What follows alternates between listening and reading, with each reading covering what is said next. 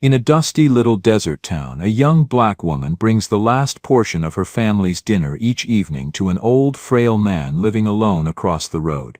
People laugh at her, calling her naive and foolish. But despite all the gossip, she keeps showing up every night.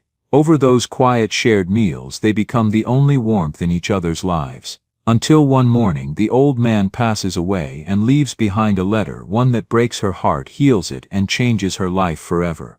Before we dive deeper into this story, tell me where you're watching from and don't forget to subscribe.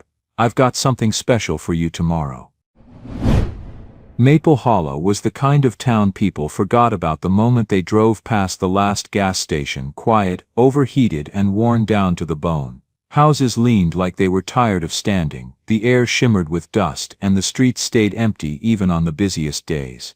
It wasn't a bad place, it was just a place that life had stopped checking in on. Lena Reeves stepped outside her family's small wooden house like she did every morning, closing the door softly so she wouldn't wake her kid sister. She was 21, tall and slim, the kind of girl who moved like she had somewhere important to be, even when all she had was $3 in her pocket and a list of groceries she couldn't afford.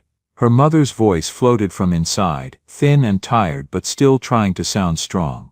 "Don't stay out long, baby, it's already too hot." Lena promised she wouldn't and headed down the steps, feeling the heat rising off the dirt road like a warning. She carried a small cloth bag, holding it tight as if squeezing it could somehow multiply the coins inside.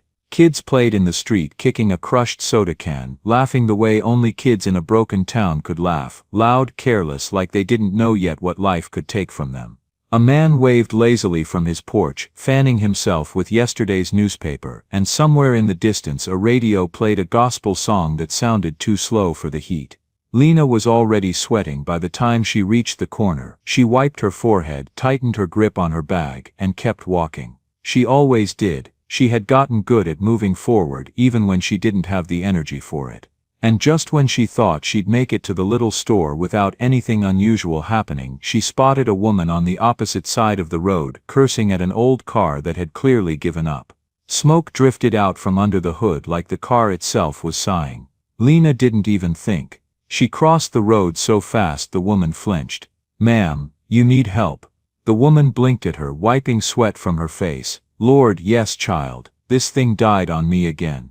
Lena dropped her bag without a second thought. "Let's push it, I'll count to 3. The woman laughed breathlessly. "You sure? It's heavy, I've pushed worse," Lena said, cracking a smile, and she meant it. They pushed together until the car rolled into the shade of a giant oak tree. The woman leaned on the hood, trying to catch her breath. "You're stronger than you look," Lena grinned. "It's the beans. They keep me going." The woman laughed for real this time, then reached into her purse and pulled out a crumpled dollar. "Here, honey, for your trouble." Lena shook her head immediately. "No, ma'am, I just wanted to help." The woman stared at her, surprised, like she didn't know people still said things like that. "Well, the world could use more like you." Lena didn't say anything back, but her chest felt lighter as she picked up her bag. Even a small good thing could make a heavy day feel different. But Maple Hollow didn't let good moments last long.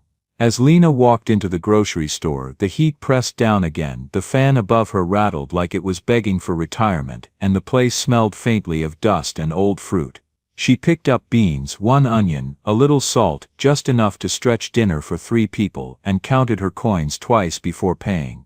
She stepped back outside and immediately froze. A sharp bark cut through the heat, followed by a painful yelp. It came from near a pile of scrap metal by the side of the road. Lena saw a small brown dog trapped, its hind leg caught deep in a twisted piece of wire. The animal struggled and cried out again. Lena rushed over, dropping her groceries. "Easy, little one," she whispered. The dog tried to pull away, but the wire tightened around its leg. Lena winced and pushed her fingers into the metal, ignoring how sharp it was, ignoring the sting when it cut her skin. "I'm not gonna hurt you," she murmured. With one last tug, the wire bent and the little dog slipped free. It limped toward her, tail low but wagging. Lena smiled and touched its head lightly. "See, you're okay now." The dog licked her hand once, quick, grateful, then trotted off like it had somewhere important to be. Lena picked up her groceries and kept heading home, not noticing the people watching from their porches. Some nodded politely, others whispered.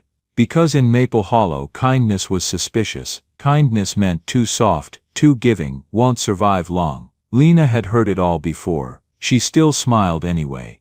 That was just who she was. And on that heavy hot afternoon, before she ever knew the old man across the road, before the nights of bringing food, before the letter that would break her heart open and change her life, Lena Reeves walked home with the sun burning her shoulders and a strange feeling rising quietly inside her. Like something was about to shift.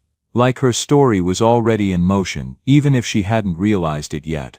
The next morning, Maple Hollow woke under a gray, heavy sky, the kind that felt like it was holding something back.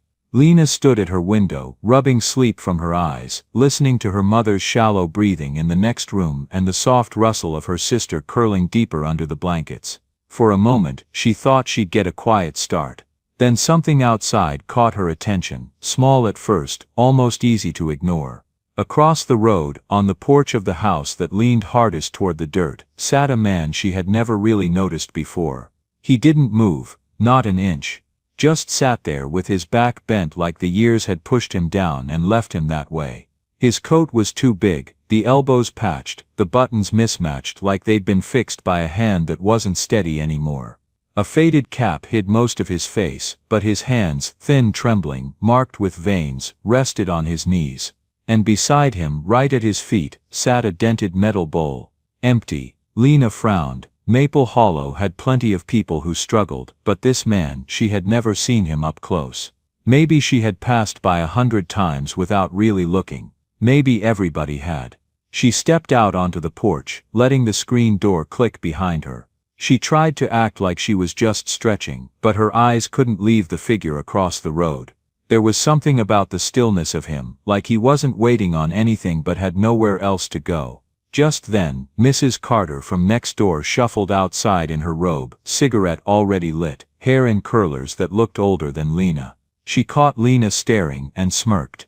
"Don't waste your eyes on that one," she said, smoke curling out with the words. "That's Walter Hill. Been sitting out there for years, doesn't talk, doesn't ask for help, doesn't want visitors." Lena turned. "What happened to him, Mrs.?" Carter shrugged like it wasn't worth thinking about. "Life, I guess. Used to be a carpenter. Built half the porches in this town back when folks still cared. Had a daughter too, bright girl. Left for the city and never looked back." She flicked her cigarette into the dirt. "He's just stuck. That's all." She headed inside, leaving the smell of smoke behind her. But the silence lingered, hanging heavy between Lena and the house across the road.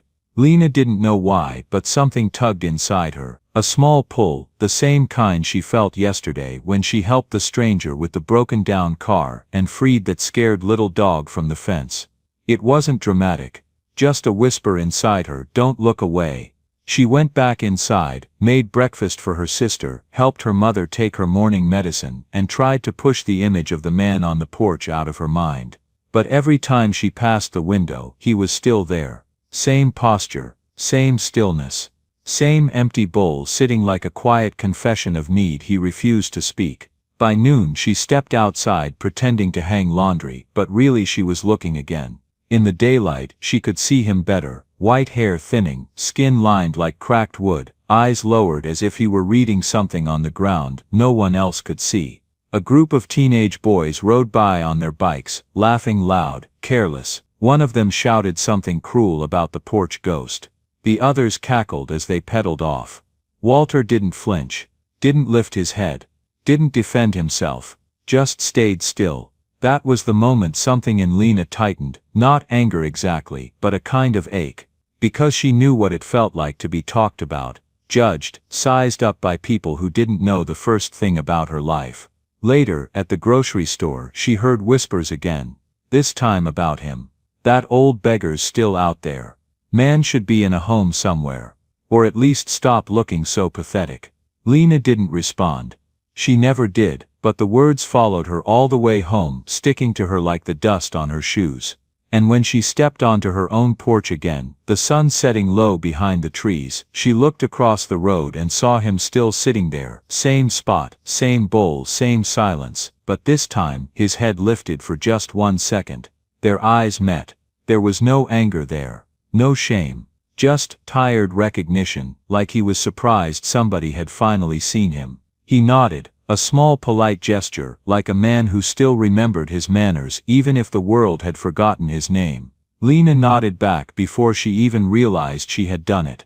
Inside she tried to eat dinner, but the image wouldn't let her go, the trembling hands, the empty bowl, the boys shouting, the way the sun hit his shoulders making him look even smaller. She went to the window again, aware of her mother watching her with that familiar mix of worry and understanding. "You're staring at him again," her mother said gently. "He's been sitting there all day," Lena whispered. "He doesn't look like he's choosing to be alone." Her mother sighed.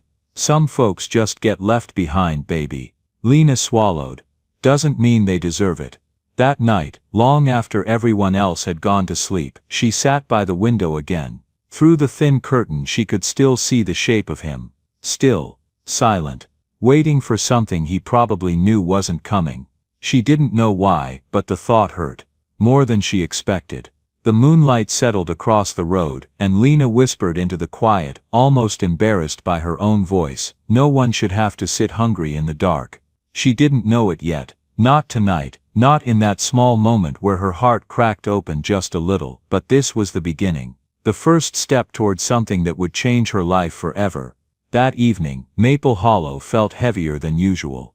The heat hadn't broken, the air clung to the walls, and the tiny kitchen in Lena's house filled with the smell of beans simmering too long in an old pot. Lena stirred them slowly, more out of habit than hunger, listening to her mother's quiet breathing from the next room and her sister humming to a radio that barely got reception. It should have felt like every other night. It didn't. She glanced out the window again. Walter Hill was still there. Same porch. Same bowl, same silence swallowing him whole. Something inside her tightened. Not panic. Not pity. Just certainty. Like the day had been pointing her toward this moment since sunrise. Without saying anything, she grabbed a clean glass jar from the shelf, one they used to keep sugar back when sugar wasn't a luxury. She filled it with beans, tore half a slice of cornbread from a small pan, and set it on top. Her hands shook just a little, but she tightened the lid anyway. Her mother's voice drifted in, sleepy and suspicious. "Lena, what are you doing with that jar?" Lena hesitated. "I'll be right back." Before her mother could say anything else, she stepped out into the fading light. The sun dipped low behind the trees, turning the whole road gold like it was trying to make the old houses seem softer. Dust floated in the air with every step she took. Her heart beat a little faster, not fear, just that strange pull again. The porch steps creaked as she climbed them. Walter looked up, startled by the sound. His eyes were clouded with age but clear enough to show surprise. Nobody walked toward him. "Not in years." "Evening," Lena said, voice gentler than she expected. He blinked, adjusting his glasses like he wasn't sure she was real. "Evenin', miss." She held out the jar, both hands steady now. "You look like you could use something warm." Walter stared at the jar for a long second. Too long. His fingers hovered a moment before he reached out, careful, almost scared he might drop it. "You bringing this for me?" "It's just dinner," she said quickly.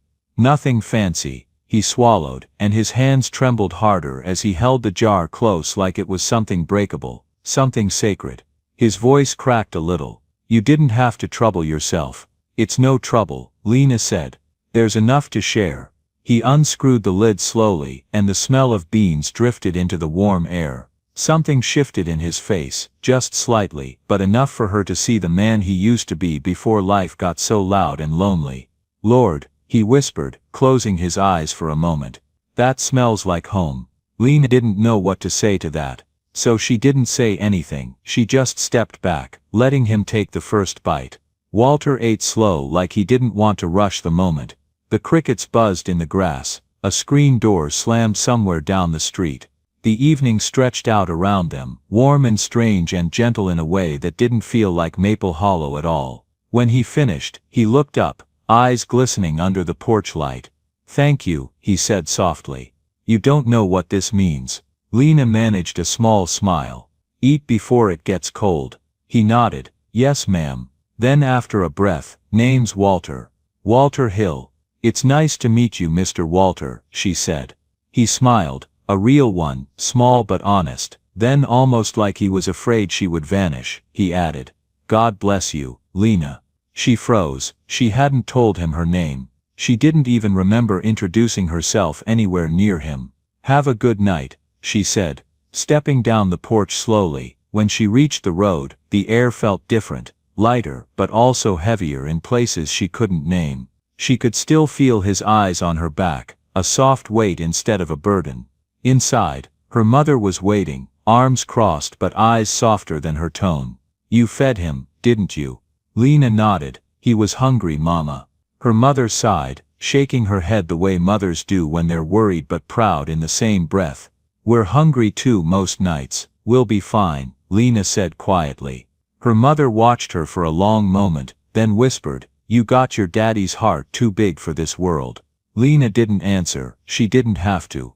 Because across the road, on a porch that had forgotten warmth, an old man held an empty jar like it was something precious. And Lena Reeves went to bed that night, not knowing she had just changed the rest of her life. Over the next few days, something in Maple Hollow shifted, quiet, subtle, the kind of change only one or two people would notice. But Lena felt it every evening the sun started to dip. It was the same pull in her chest, the same stillness across the road, the same sense that somebody was waiting for her even if he'd never say it out loud. Every night, just before dinner, she'd set aside a portion before calling her sister to the table. A little beans, maybe a piece of cornbread, sometimes scraps from whatever she could stretch. She tried not to make it obvious, but her mother always noticed. She just didn't fight it anymore. And every night, when the sky turned orange, Lena crossed the road. Walter was always there. Same chair, same old coat, same bowl by his feet, like a stubborn reminder of how long he'd been forgotten. But something else started to show too, the way his eyes lifted when he saw her, the way his shoulders loosened, the way his voice warmed up like it had been rusted shut for years and someone finally turned the hinge the right way. "Even in Miss Lena," he'd say, smiling like this tiny routine was the best part of his day. "You ready to eat?" she'd reply, handing him the jar. The rhythm became so natural, so familiar, that Lena didn't even think about it anymore. Some nights they talked, some nights they didn't, but even the silence felt comfortable. One evening, after he took the jar, Walter chuckled a little. "You keep bringing supper like this, I'm gonna start thinking I'm rich." Lena laughed. "You better act like it then. Rich men eat slow." His laugh was rough, rusty, like something he hadn't used in years, but it came easier every night. "Ain't had reason to laugh in a long time," he said. "Guess you brought that back too." Word got around, of course. Maple Hollow didn't let anything stay quiet. People whispered at the store, "That Reeves girl's feedin' that old porch ghost again. She'll never get ahead if she keeps giving everything away. She's too soft, this town'll eat her alive." Lena heard every word, didn't answer a single one, but she did lift her head a little higher. One night, as she handed Walter a fresh piece of cornbread, two men from down the road pretended to fix the same wagon wheel they'd been fixing for a week. Their voices carried just enough to sting. "Look at that one," muttered. "Girl thinks she's a saint, reckon she's expectin' something in return," the other said, smirking. Walter's jaw tightened. Lena felt heat rise in her chest. She didn't shout, didn't make a scene. She just said softly, "Ignore them. They don't know better." Walter nodded, but his voice was quiet. "Words don't change hunger." She sat on the porch rail, swinging her legs lightly. "Let 'em talk, they'll get tired eventually." "That so?" he asked, smiling sideways. "It's either that," she said, "or they start talking about someone else." He laughed again, a real one, warm, surprised, human. And as the days rolled on, Lena started learning pieces of him, little parts scattered like old photographs he didn't know how to show anyone anymore. Walter used to build houses, fix fences, mend doors, anything made of wood, he could give it life. He had a daughter once, Maya, who read better than he ever could, who he worked every extra hour for. She wanted more, he said one evening, staring out at the road, and I guess she found it. Just forgot I was part of what she left behind. Lena didn't push him, didn't offer answers, she just listened, and that alone was enough to soften him. Some nights she came home to her mother waiting on the porch. "Folks are talkin'," her mother would say. "They always do," Lena answered. "You don't owe that man anything." "I know, and yet," Lena shrugged, "it feels right." Her mother sighed, half defeated, half proud. "You're something else, baby."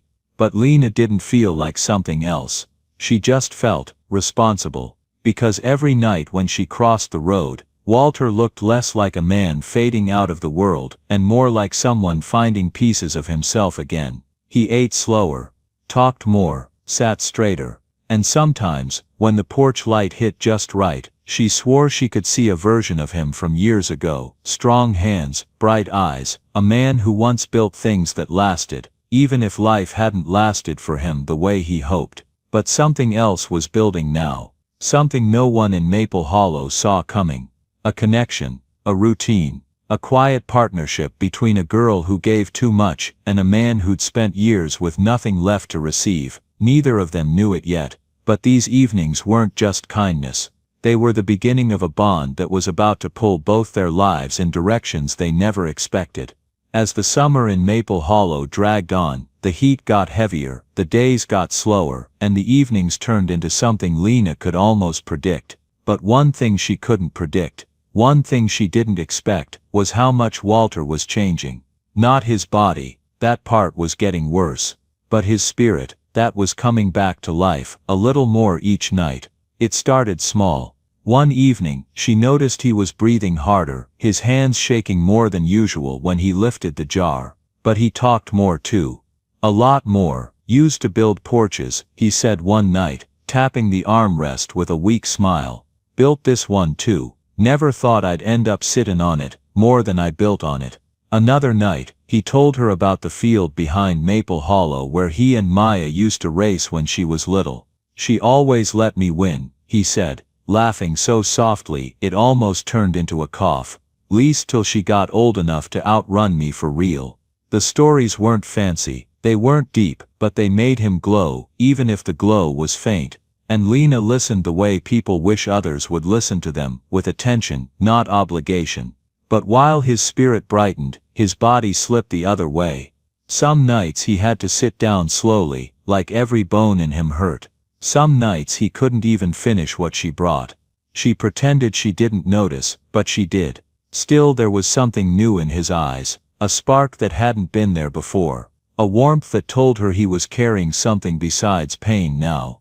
Every evening she crossed the road, he was waiting back straightened as much as he could manage, hands folded like he didn't want to miss a second of her being there. "You always show up," he told her one night, voice cracking but stronger somehow.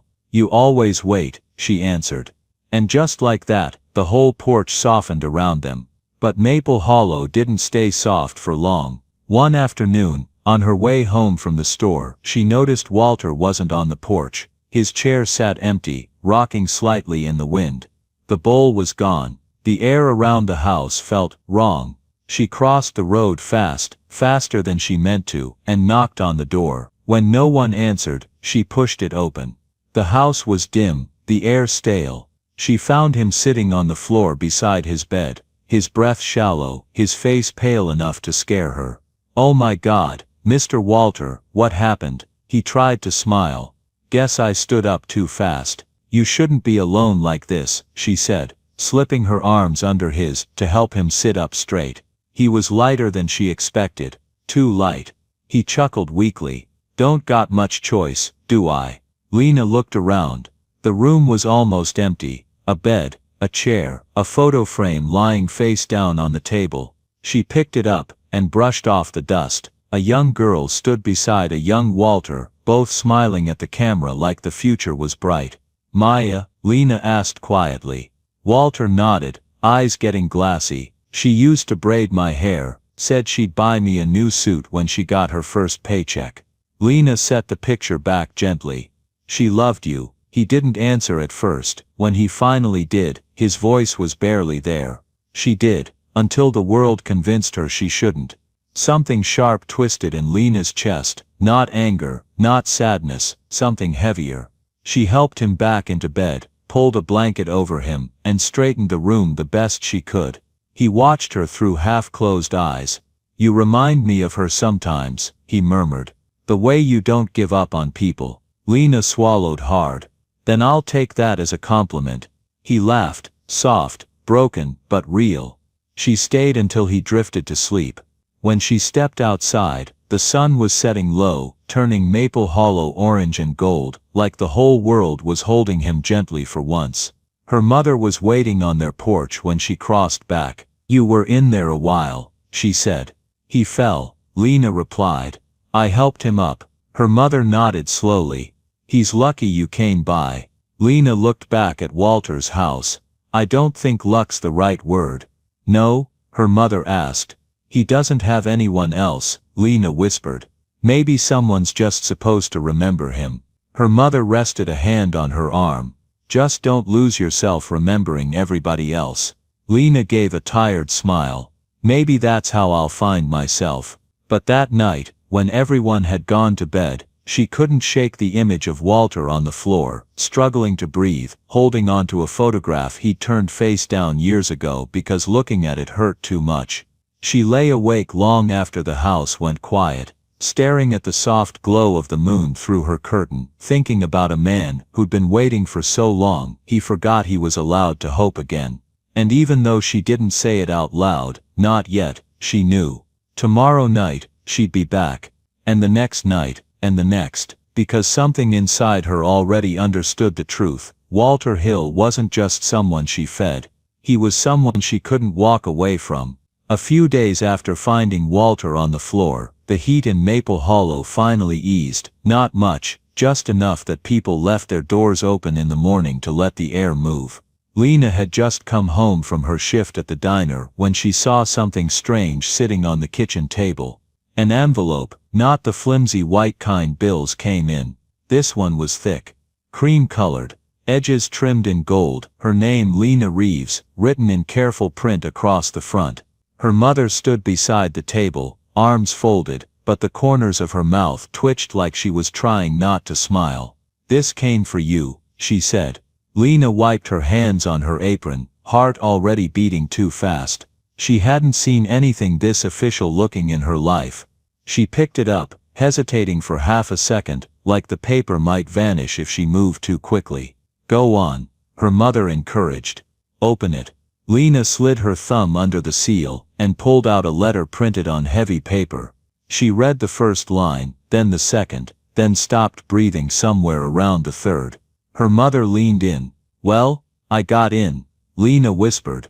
Her mother blinked. Got in where? The community psychology program, she said, voice cracking. In Brenton City. Full tuition. They accepted me. For a second, nobody in the house moved. Even her kid sister froze in the doorway, holding a half-eaten biscuit. Then her mother finally smiled, a slow, stunned smile that looked like hope waking up after years of sleeping. Baby, that's incredible. That's your way out. Lena sat down at the table like her knees couldn't hold her anymore. Her chest felt tight, too full, half joy, half something she couldn't quite name. The letter trembled in her hands. A way out, a future. A chance to learn something meaningful, something that might help her understand people the way she always wanted to. She had dreamed about it for years, applied months ago, told herself she'd never hear back. And now the answer was sitting in her lap. 2 hours away, her mother said softly. That's not too far. But Lena didn't answer, because across the road, through the open kitchen window, she could see Walter's porch, his empty chair, his dented bowl. She thought about how he'd looked when she helped him into bed. How his breath rattled. How his eyes softened when she stepped into the room. How he whispered, "You remind me of her." Her stomach twisted, hard. That night, she walked to his house later than usual. The sky had already faded into deep blue by the time she reached the steps. Walter was there, barely illuminated by his porch light, head bowed, hands resting on his knee like he'd been waiting longer than he wanted to admit. "You're late," he said with a small smile. "I know," she replied, setting the bowl in his hands. "Mama needed help fixing the roof again." "It's all right," Walter said. "I figured you'd come." She sat on the porch rail, heart pounding. The letter in her pocket felt heavier than anything she'd ever carried. She didn't know when to bring it up. Didn't know how. so she waited until he took a few bites and sighed contentedly. Then she said, I got a letter today. He raised his eyebrows. A good one or a bad one? A good one, she said softly. I got accepted into a psychology program in the city. Walter froze mid-bite. Slowly he lowered his spoon. Psychology, he repeated. Helping people, huh? She nodded. And the city, he continued. That's a long way from here. About 2 hours, he let out a breath. Well now, that's something. But his eyes flickered. Not jealousy, not disappointment, something quieter, something heavy. You should be proud, he said. A chance like that, you don't pass it up. I'm scared to go, she admitted. He chuckled weakly. Everyone's scared to leave what they know. That's not why, she whispered. Walter looked at her, really looked, and his smile faded into something softer, sadder. You're worried about me, he said gently. Lena swallowed, hard. I don't want to leave you here alone. Walter set the jar aside and leaned back against the porch railing, eyes drifting toward the road. For a moment, he didn't speak. When he finally did, his voice carried the weight of someone who'd thought about this a long time. Child, I've been alone a long time. You didn't cause that. And you can't fix it by staying.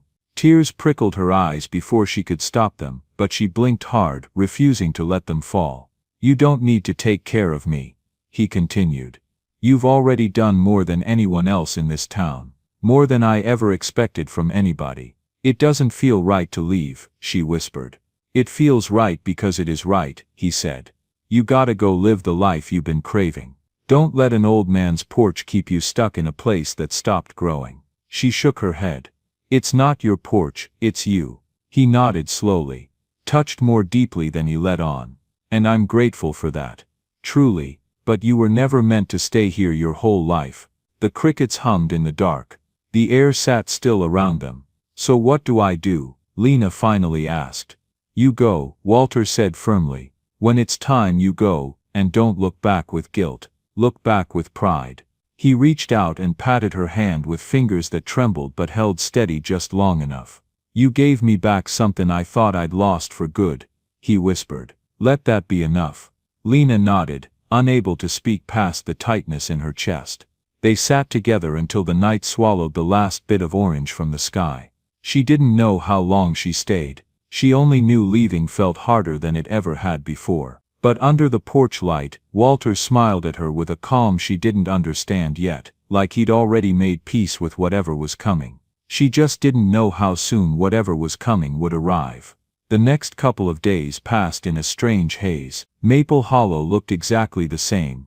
Dusty roads humming porch fans, gossip drifting between screen doors, but something in Lena's world felt off balance, like the ground was shifting under her feet, and she was the only one who noticed.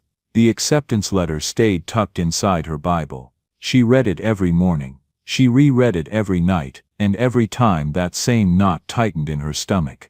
Her mother kept giving her the look, the soft, proud, slightly terrified look only moms have when they see a door opening for their kid and know that walking through it might also mean losing them. But the hardest part wasn't the letter. It was the porch across the road, because every time she looked out the window, Walter was already sitting there, waiting, hands folded on his bowl like he didn't know how little time he had left with her. She tried to act normal, but it didn't last. One evening, when the sky was washed in pink and the cicadas were starting their nightly scream, Lena crossed the road with another small jar of stew. But tonight, something in her steps felt heavier, like she was walking toward a truth she couldn't dodge anymore. Walter looked up immediately. Evening, Miss Lena. She smiled weakly. Evening, Mr. Walter. He noticed right away. How could he not? He'd spent weeks studying every shift in her face. You're quiet again, he said, taking the jar. Been quiet for days. She sat down on the porch rail, letting her legs sway a little to keep her voice steady. Just thinking. He raised an eyebrow. About that letter. She let out a breath. Yeah. Good. He nodded. Means you're taking it serious. That's the problem, she murmured. I'm taking everything too serious. Walter chuckled softly, but it faded fast. Tell me what's stirring in that head. Go on. She looked at the road instead of him. It helped her speak. If I go, I feel like I'm abandoning you. Walter blinked, expression softening. Oh child. No, she said, shaking her head. I mean it. You're sick, you're alone, and every night I walk over here, I keep thinking what happens if I'm not here one evening. What if something happens and no one knows, no one checks? Walter set the jar beside him and straightened up with all the strength he had left. Lena Reeves. Listen to me. She didn't want to, but she did. You are not responsible for keeping me alive, he said, voice low and steady. I've been walking toward an end for a long time. Long before you sat on this porch. She clenched her jaw, refusing to cry. I don't want you to die alone. He smiled, sad, grateful, tired all at once. I won't. You don't know that. Yes, he said gently. I do. Because you walked into my life long enough to make sure I wasn't invisible. That's more company than most folks get in a lifetime. Lena shook her head again, but tears stung her eyes anyway. Walter leaned back, hands clasped on his lap. You remember what I told you. Kindness ain't measured by how long you stay. It's measured by what you leave behind. Easy for you to say, she whispered. You're not the one walking away. Walter let out a soft breath. Yes, I am. She frowned. What does that mean? He looked at her, eyes sharp with clarity she hadn't seen in days. Lena, I've been walking away from life little by little for years. I'm closer to the end than the beginning. And that ain't sad, it's just true. But you're at the part where everything's about to start. She wiped her cheek quickly. It doesn't feel right. That's because the right thing always feels scary, he said. If it didn't scare you, it wouldn't matter enough. The porch grew quiet for a long moment. Only the wind moved, brushing across the dusty yard. Finally, Lena whispered, what if I go and something happens to you while I'm gone? Walter gave her a gentle smile, the kind people give when they've already accepted a truth. Someone else is still fighting. Then it happens. And I go knowing someone cared at the end. That's more than most get.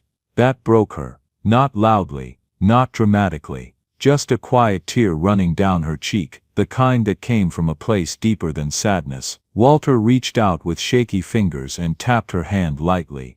You don't lose people by leaving, Lena. You lose 'em by staying somewhere you don't belong. She exhaled a shaky breath. So, you think I should go? I know you should go, he said. You're meant to help people more than just me. You got a gift. Don't you dare bury it in a town that forgot how to grow. She looked at him then. Really looked, and saw what he meant.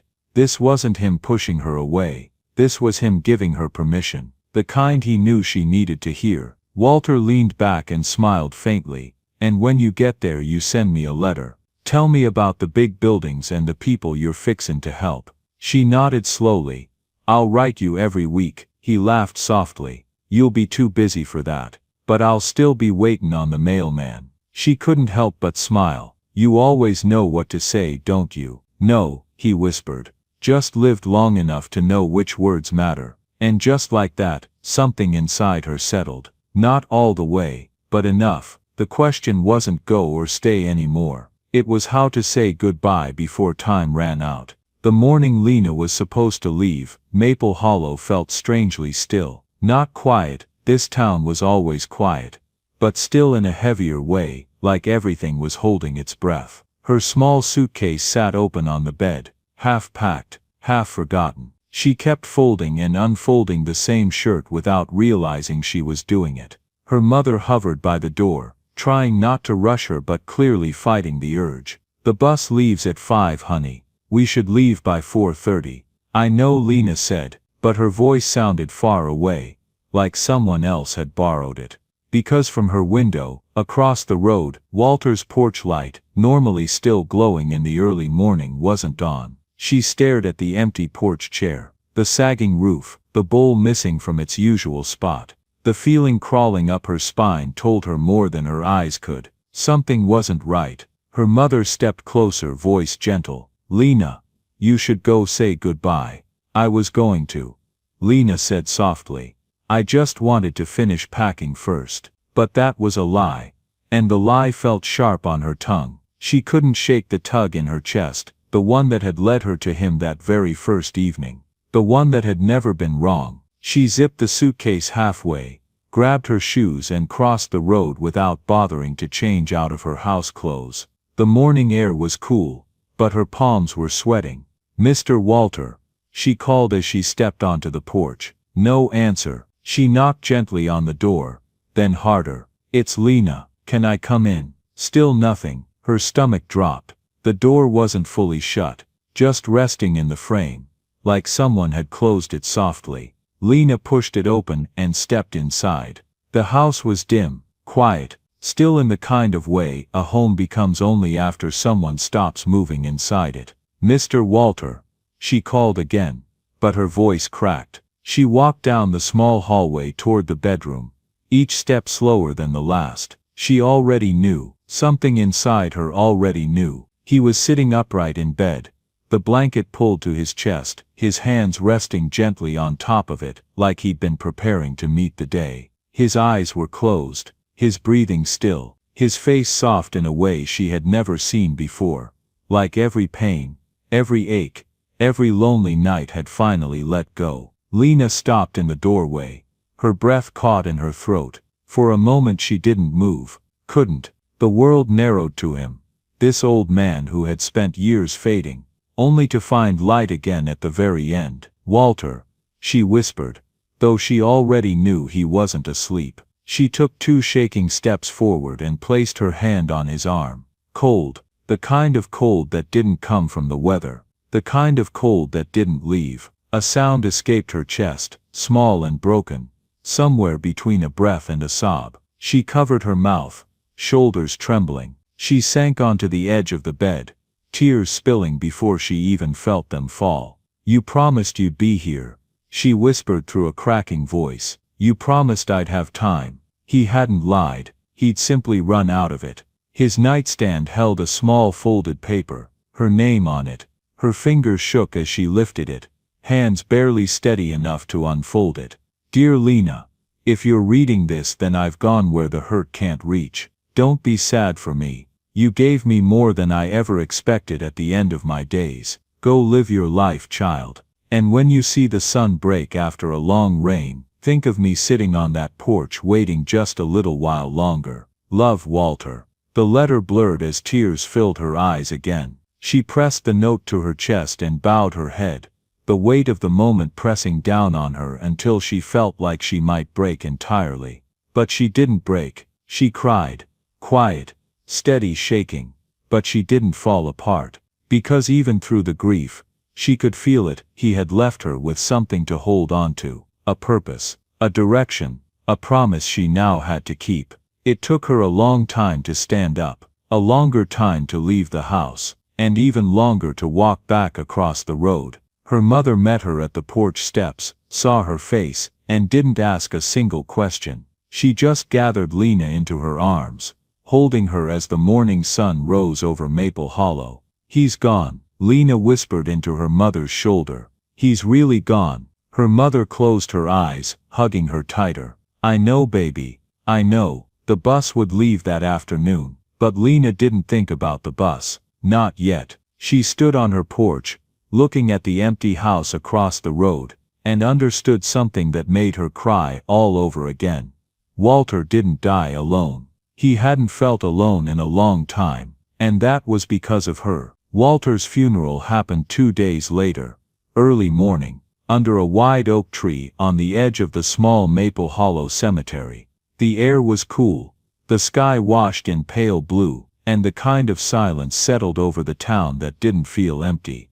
It felt respectful. People showed up, more than Lena expected. Neighbors who hadn't spoken to him in years, men pretending they didn't whisper about him last month, women clutching handkerchiefs like they suddenly remembered he'd once built their porches. It was strange, seeing people gather for him now, when he'd waited for them all those lonely evenings. The preacher, Pastor Hayes, stood near the simple wooden casket with his Bible pressed to his chest. He was a calm-looking man with silver hair and kind eyes, the sort of person who spoke softly so you'd lean in to hear him.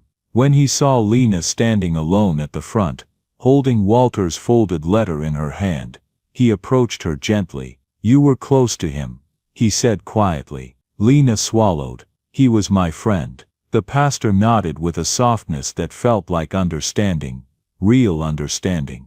Then I'm glad you're here. Every soul deserves at least one person who meant something to them. People shifted as the service began. Birds chirped, leaves rustled, the wind whispered just enough to feel like a presence. Pastor Hayes spoke about life and kindness, about quiet men who give more than they had, and about loneliness that goes unseen. His voice was steady, gentle, but the longer he talked, the more Lena felt something building in her chest, a pressure like a truth trying to push its way out. Then he asked, "Is there anyone who would like to say a few words about Walter Hill?" Silence. People glanced around, hesitant. A few cleared their throats. No one stepped forward. It hurt, more than any gossip ever had. Lena stepped up before she could second-guess herself. She stood beside the casket, clutching Walter's letter like a lifeline.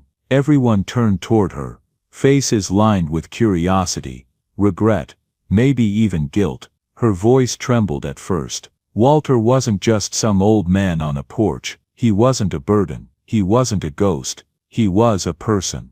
A kind one. A hurting one. And someone this town didn't see for far too long. A few people lowered their eyes. She continued, louder now. He told stories about building houses and fixing fences, but somehow his own home fell apart right in front of everybody. And nobody checked on him. Nobody asked if he was okay.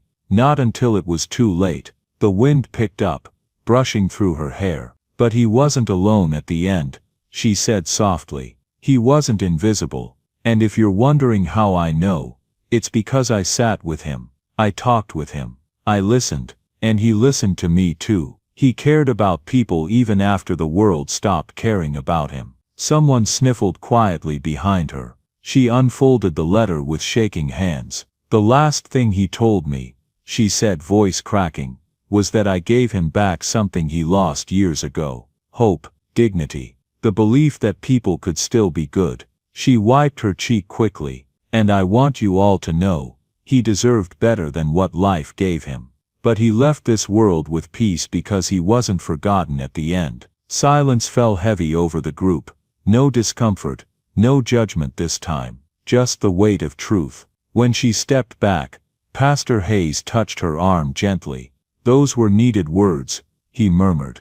You honored him. After the service, people approached her, slowly, cautiously. I never knew he had someone, one woman said. I wish I'd checked on him.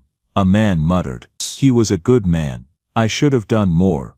Another whispered. Regret hung in the air, but Lena didn't feed it. She simply nodded, holding Walter's letter close. As the crowd thinned, Pastor Hayes walked with her toward the tree line. You know, he said, not many people speak for the forgotten. You did. He wasn't forgotten, she said quietly. Not anymore. He'd be proud of you, the pastor said. And wherever you're going next, take that heart with you. The world needs it. She looked at him, confused. You know about the psychology program. Your mother told my wife, he said with a smile. Congratulations, Lena, you're stepping into a calling. A calling. The word felt big, but it also felt right. That afternoon, Lena walked back home with the kind of heaviness that wasn't grief alone. It was a mixture of grief and clarity, like she finally understood what Walter had been trying to tell her. Inside, her suitcase still sat half open on the bed. She stood over it for a long moment, then she zipped it shut. Not because she was ready, but because she finally understood she had to go, not just for herself, but for what Walter taught her. As she set the suitcase beside the door, sunlight broke through the clouds, soft and warm. The kind of light that felt like a hand on your shoulder. She whispered, barely audible, I'll make you proud. And for the first time since his passing, the ache in her chest didn't feel like a weight. It felt like a direction. A new turning point. The morning Lena left Maple Hollow felt nothing like a beginning. It felt like standing on the edge of two worlds, one she'd lived in forever, and one she was scared to step into. The sky was overcast, low and gray, the kind of sky that made everything look softer but heavier at the same time. Her suitcase sat on the porch, zipped ready, and for the first time Lena could remember, the weight inside it wasn't the clothing, it was the choice, the leaving, the knowing she would look back at least once. Her mother stood by the door, tying her headscarf tight. "Bus comes in 30 minutes, she said gently. "We should get going, baby." Lena nodded, but didn't move yet.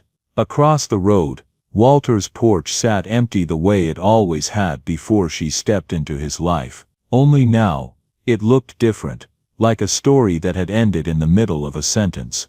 The chair was still there, the bowl still dented, the porch light still on even though the sun had risen. Her mother followed her gaze. She rested a hand on Lena's back. "You said goodbye the way he needed," she whispered. "Now you gotta go live the way he wanted." Lena swallowed hard. "I know." They started walking toward the bus stop at the edge of town. The road was quiet. A few neighbors waved with small tender looks, the kind people only give when they finally understand something too late. Pastor Hayes waited near the stop, hands tucked in his coat pockets. "Morning, Lena," he said warmly. "Brenton City will be lucky to have you." She managed a small smile. "Thank you, Pastor. You carry a piece of Walter with you," he added gently. "We all saw that at the funeral. Let it guide you, not anchor you." She nodded, appreciating more than she could say. The bus pulled up slowly, brakes hissing, doors opening with a metallic sigh. That sound, ordinary on any other day, hit her in the chest like a final push. Her mother hugged her tight, whispering into her shoulder, "Don't shrink yourself for anybody out there. You hear me?" "I won't," Lena said through a tight throat. "And don't stop writing. And don't stop praying. And don't stop praying. And don't stop believing in what you can do." A small laugh slipped out of Lena, shaky but real. "I won't, Mama." Her mother cupped Lena's face, kissed her forehead and stepped back. Pastor Hayes touched her arm one last time. "Go make this matter." Lena climbed the bus steps slowly, almost reluctantly, and found a seat by the window. Her breath caught as she looked out at the town she had loved, hated, survived, and was finally leaving. The bus rumbled forward. She saw Mrs. Hill watering her flowers, old Mr. Carter opening his shop, kids on bikes weaving through the dusty street, a dog sleeping on a porch, all the tiny things that made Maple Hollow what it was, small, tired, but full of people who occasionally remembered how to be good. Then the road curved, and suddenly Walter's house came into view one last time. Even from the moving bus, she saw it clearly: the chair, the bowl, the porch light, still glowing faintly even in daylight, like it refused to turn off without her permission. Lena pressed her palm to the window. "I'll carry you with me," she whispered, "everywhere." The bus continued down the highway, Maple Hollow shrinking behind her until it disappeared into a blur of trees and dust. She leaned back in her seat, heart full, eyes wet, but steady. For the first time in her life, she wasn't afraid of what was ahead, because she wasn't going into it empty.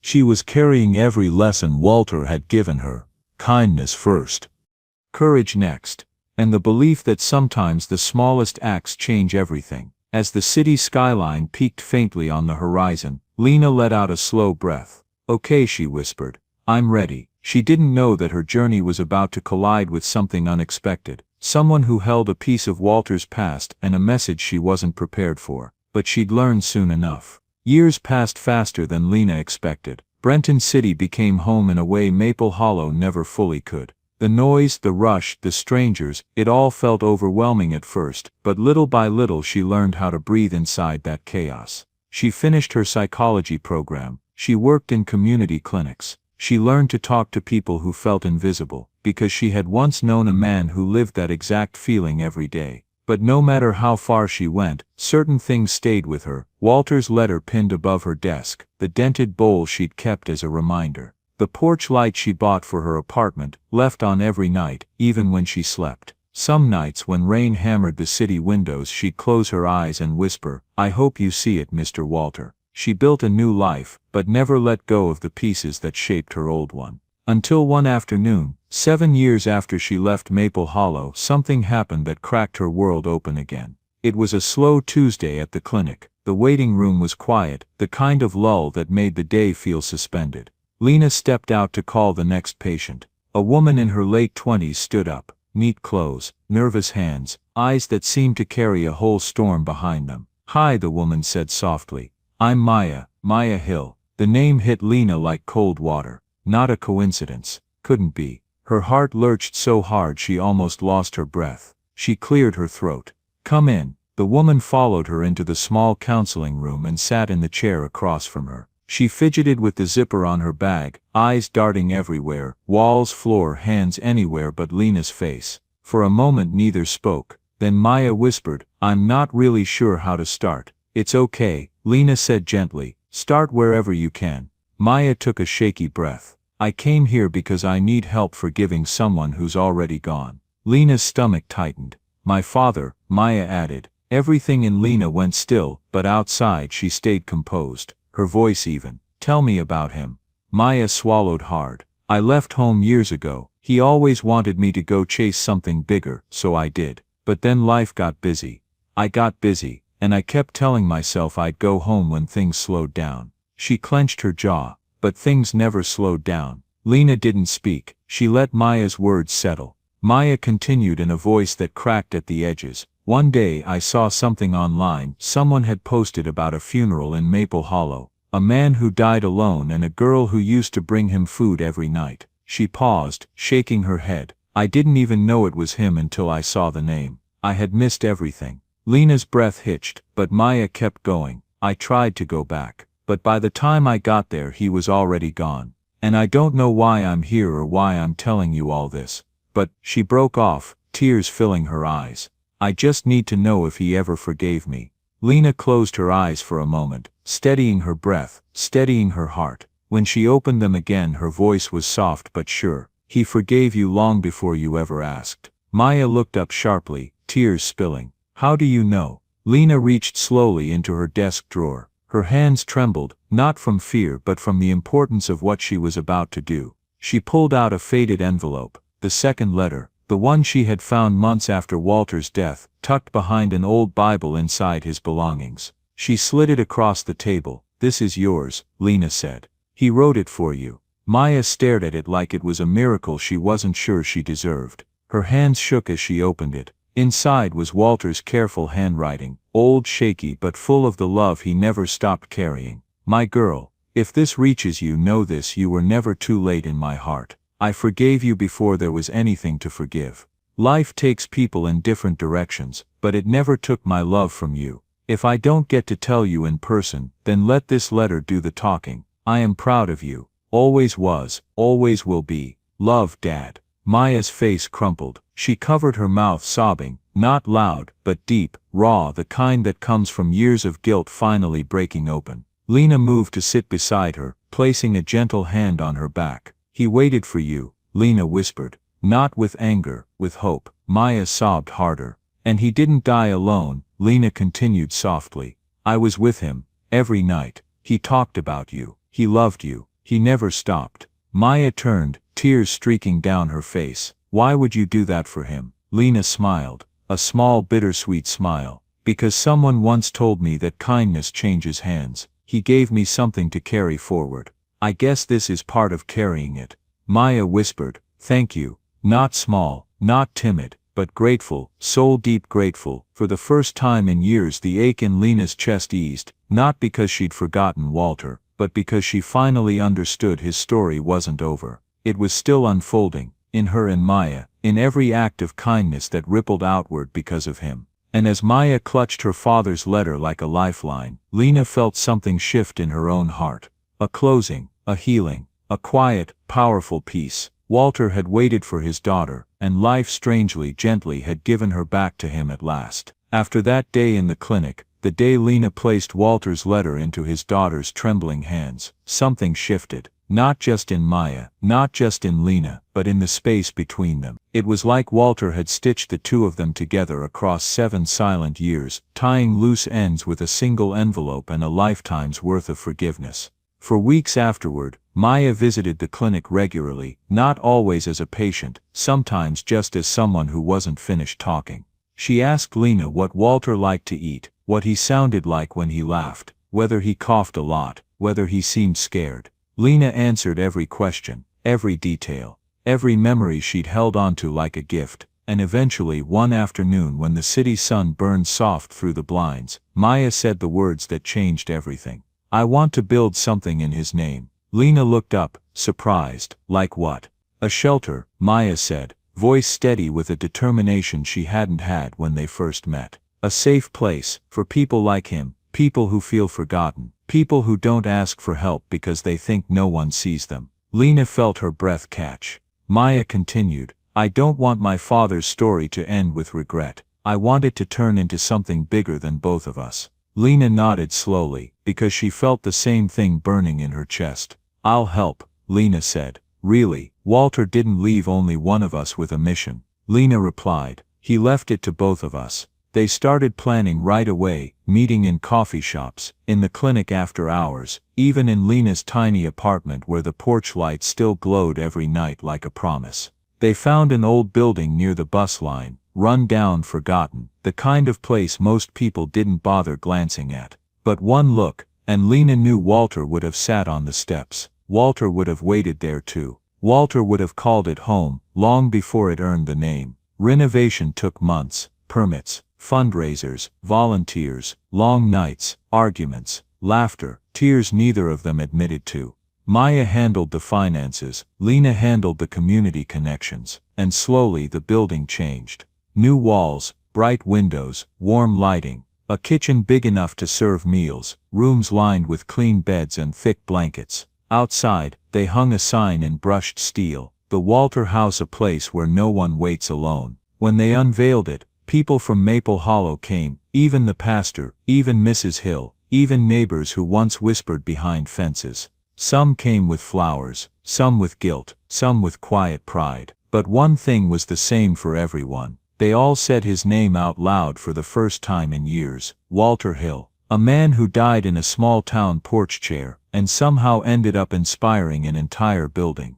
On opening day the shelter filled fast, older men with tired eyes, women running from bad nights, teens who had nowhere else to sleep. Lena walked through the halls, answering questions, giving directions, checking blankets, doing everything she'd learned from years of working with the unseen. At one point, she stepped into the main lobby and froze. A lamp glowed in the corner. A warm, soft yellow glow, the same kind of glow that once illuminated an old man's porch in Maple Hollow. She swallowed the tightness in her throat. Maya stepped beside her. "He'd like it, wouldn't he?" Lena nodded. "He'd call it too fancy." They laughed, quiet but real. Then Maya added, "But he'd sit right here anyway." Lena smiled through tears. "And he'd wait, just like he always did." That night, after the shelter finally quieted, Lena stood outside under the streetlights, staring at the glowing sign. A breeze brushed her hair, warm, peaceful, almost familiar. She looked up at the sky, the same sky Walter used to stare at from his porch, and whispered, "We built it, Mr. Walter, and it's not going anywhere."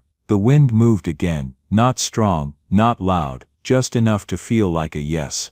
And that was how Walter Hill, a man the world once overlooked, became the heart of something that would keep hundreds of souls from fading the way he almost did. His story didn't end on that porch, it started there. Years passed, but the Walter house never once felt old. Some places age. Some places fade, but this one, it breathed. Every night, the building glowed warm from the inside out. Voices laughing over dinner, footsteps in the hall, soft conversations drifting through the common room. People came broken, tired, invisible, and left a little more whole than when they arrived. And in every corner of the shelter, in every small kindness Lena witnessed, she felt Walter's presence lingering like a quiet blessing. Lena stayed part of the shelter even as her career grew. She trained counselors, she taught workshops, she led support groups, but she always made time, every single week, to walk through the rooms slowly, checking lights, checking chairs, checking faces, not because she had to, but because she remembered what it felt like to step onto a porch and find someone waiting for her. Maya visited often too, sometimes to help, sometimes to sit in the lobby, after everyone left, sometimes just to hold her father's letter, one more time. She and Lena became the kind of friends grief creates, tied not by shared history, but by shared purpose. Then one evening, long after most of the city had gone to sleep, Lena left the shelter and stood outside under the night sky. A warm summer wind brushed past her, carrying the scent of street food and faraway music. Behind her, the shelter glowed, bright at the entrance, soft in the windows. The main porch light flickered once, then steadied. She smiled. That porch light had been burning every night since the day they opened. Every night, she reached out and touched the metal railing, the cool surface grounding her. She closed her eyes and remembered Maple Hollow, the dust roads, the simmering heat, the sagging porch where she first saw him. Walter sitting with his bowl, Walter waiting for a voice, Walter smiling when she crossed the road. She felt the memory settle warm in her chest, not painful anymore, just present. A taxi rolled past, someone laughed in the distance. The world was moving, fast and loud and messy, but right here, something stayed still. Something stayed true. Lena opened her eyes and looked up at the glowing sign. The Walter House, a place where no one waits alone. The porch light burned steady, golden, unwavering, just like the one across the road in Maple Hollow, just like the one that had shined the night she left, just like the one Walter always promised to leave on for her. She whispered into the warm wind, "I kept the light on, Mr. Walter." For a moment the air shifted around her, soft and familiar, the way a loved one brushes past you without needing to speak. She smiled, tears welling but gentle this time, because she realized something. The porch light was never about a house, it was about a promise. A promise she was still honoring, and as long as she kept helping the forgotten, as long as she kept listening, as long as she kept walking toward the lonely and the hurting, that light would never go out. She took one last look at the glowing building, feeling its warmth spill into the street, then turned and walked away into the night, steady, calm, carrying every piece of Walter's legacy inside her. Because his story hadn't ended with him, it lived through her, through Maya, through every person who found shelter beneath that golden porch light. And that was the true ending, a light that kept shining, for Walter, for Lena, and for everyone who needed it. The porch light never went dark.